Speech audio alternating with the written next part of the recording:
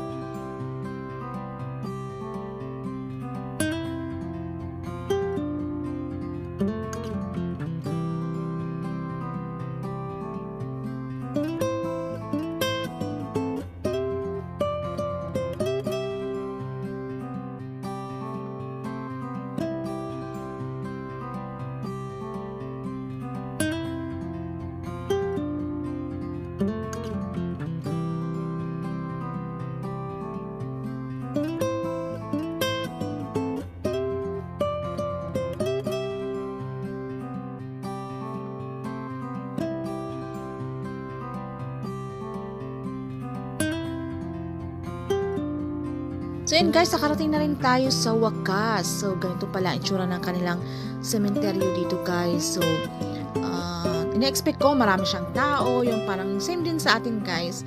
Alam mo yung dikit-dikit ganun. So dito guys, medyo maluwag siya, meron siyang privacy na parang din siyang compound na parang bahay na meron siyang sariling gate. So ayun, makikita nyo guys sa loob nito. Ayan, meron siyang mga slot-slot. Ito yung mga vacant pa. Andyan sa gilid, meron na diyang mga nalagay na, okay, mga labi ng kanilang loved ones. So dito guys, isa nilang kamag-anak sa father ng aking husband.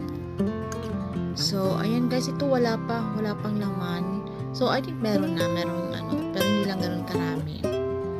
So ayan guys, so syempre alam mo yon na pag nandito ka talaga parang malulungkot ka, syempre talagang yung mga loved ones natin.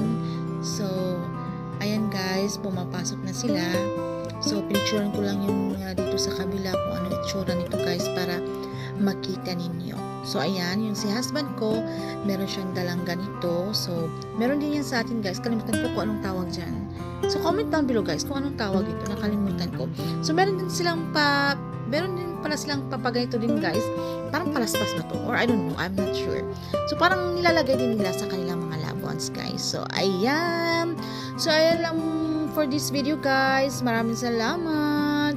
Don't forget to subscribe. See you again in our next one guys. Bye!